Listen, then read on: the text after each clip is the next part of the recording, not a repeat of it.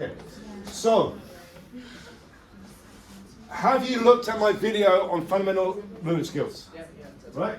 Did you watch? Who watched my video? Was it helpful? Listen to Mel. It's a good video because I'm trying to help you look at skills. You're not just covering skills, you're trying to teach skills. So the idea, done that. I'm just going to run through this and make sure you're clear on what we mean by skill fundamentals. So, sorry, where are you? I'm here. Where? Where do I find them?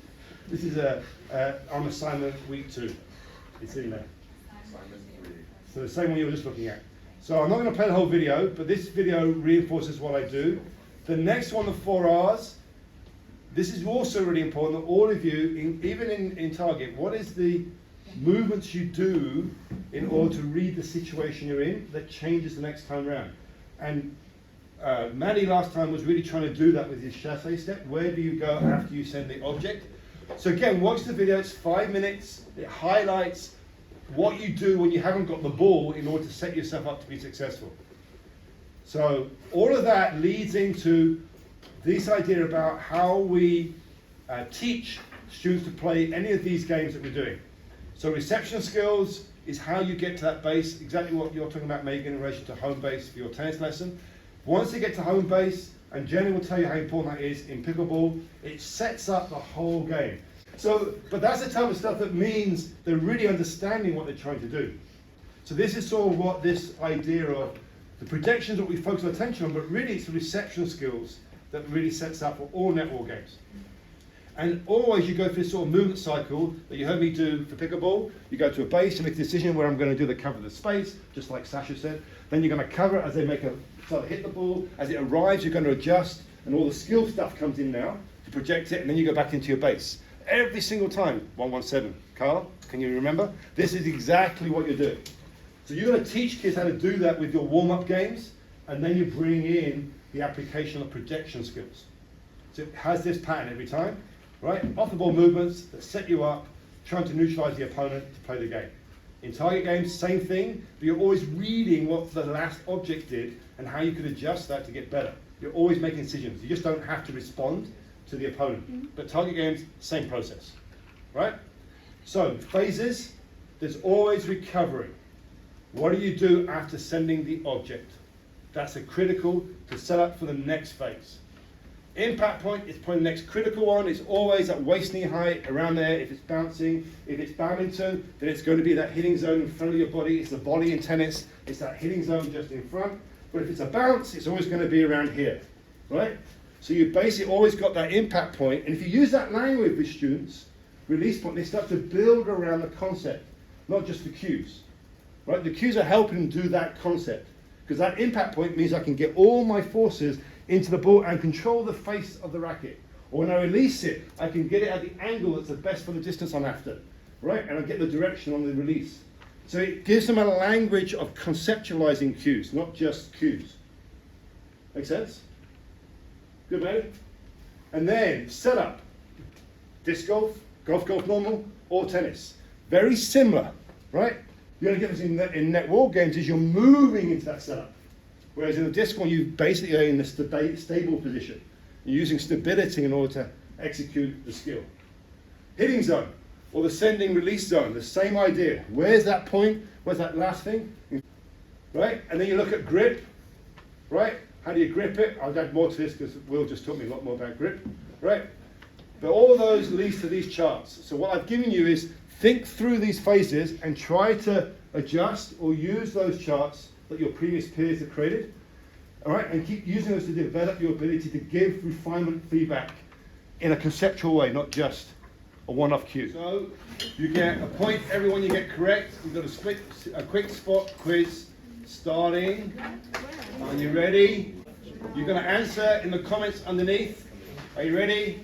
Steady. Go. Did you? Oh my word. Impressive. Okay. Oh yeah, there's one now. Excellent.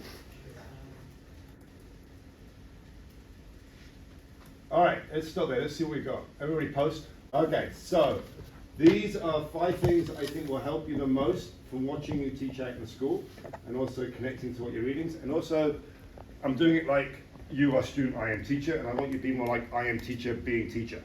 So you have to, when you reflect, you've got to pick up on these things.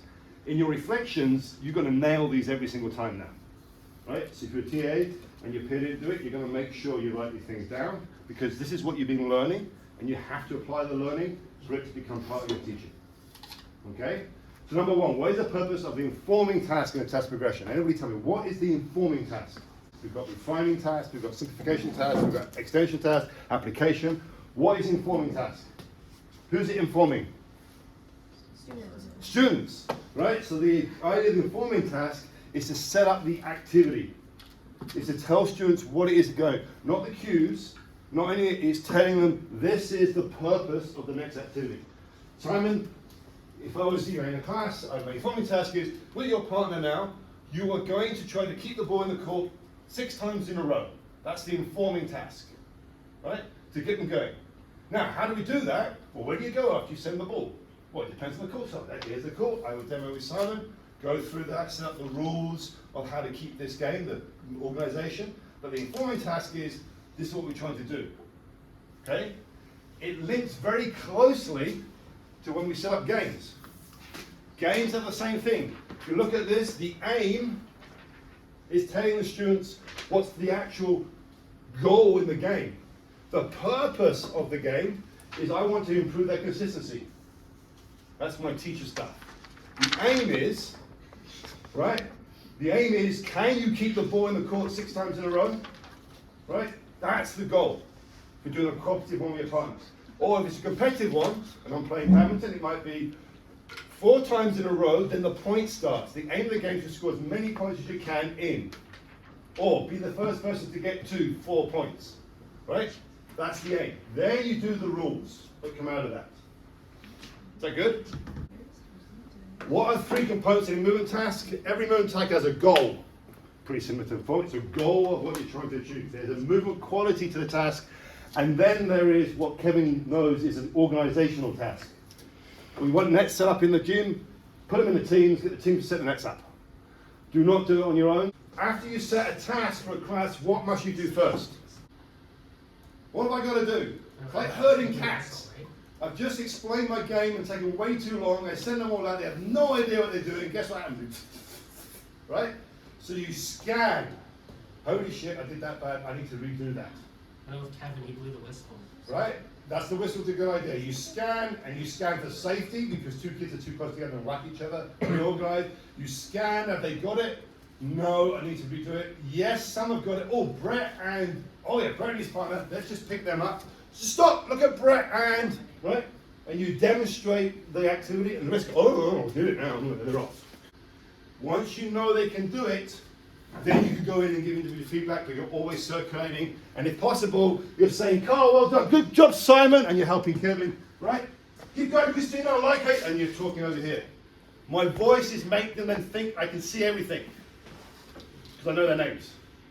And when you can do that, it's beautiful. I love that sensation when I teach, right? Because I'm actually teaching a whole while helping individuals. But I'm always surveying the whole. Riley. I was going to ask, what do you think that the use of a student example does when the gym is in chaos? What effect do you think that that has?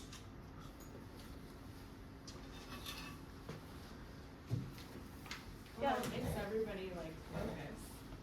So it calms the chaos because they have to look and it's like, oh, if my peer can do it, then I can too.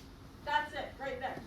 Is that Nailed it it. makes it seem more manageable because somebody their age, a demographic that they can relate to, is actually doing it. So as much as we like to try and dismantle that hierarchy, you know, of teachers leading students, when students actually see students doing it, it makes it a lot more manageable and realistic for them to do.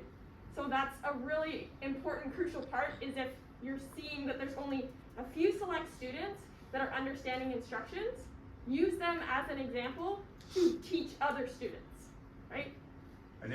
So when you describe a game, there's 4 components. There's actually 5 on here, but I'm making sure you don't confuse these 2, right? And the critical thing is, I designed this game for a purpose, but I have this structure, and I'm going to get really good at saying it as succinctly as possible. Because I know I've only got 30 seconds of concentration from kids. Get it going, add on rules. Do not explain long rules. And do not do it without a demo. Because they won't get it when you just say the rules. Even if you played it before, Monica, they won't remember. But then the last one, why, when you create a game as a teacher, what is the role of the exaggeration modification? This is the teacher purpose thing. What's the exaggeration idea? Why would I have an exaggeration idea? If I'm playing badminton, I make a long and thin court. What will happen when they throw the ball in or hit the birdie? Long and thin court. Where will they hit it? Where are the spaces? Deep. What skills will come out of that? Clears. Clears and drops. Create a game. Guess what I'm going to work on my task progression. Right? It might be the movement pattern first, but then how to get it there, short and deep. And then how to get it short and deep, I start working my task progression. I can play the game where I need that skill. Do a task progression, and then I go back to the game, and guess what? I can play the game better. Oh, that's what teacher means by learning. Right? Because I can see myself that I can now do it better. That's the fundamental learning process. Because now I understand how to do short and deep. Even if it's just throwing it short and deep. Right? The movement pattern to cover the court and see the spaces. But then be able to hit it to those spaces.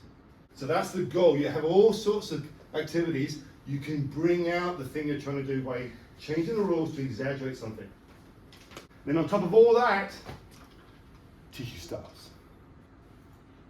What's important about teaching styles? What? Psychomotor, affective, and cognitive domain. And when you do that, you're meeting the active department for BC curriculum. Big idea. And you've got to be doing these to get to these. When you get into these, now you're becoming a professional. And when you can actually get kids to recognize they're learning in these, now you're doing what every teacher in the BC should be doing. Right? So that's the element. This is the planning for PE teachers. This is customer teachers in BC. Right?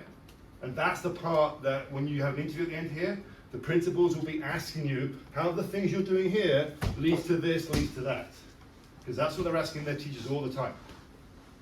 Right? Because that's how the curriculum starts to work for 100% of students, not just the 20% like you are going to go to university.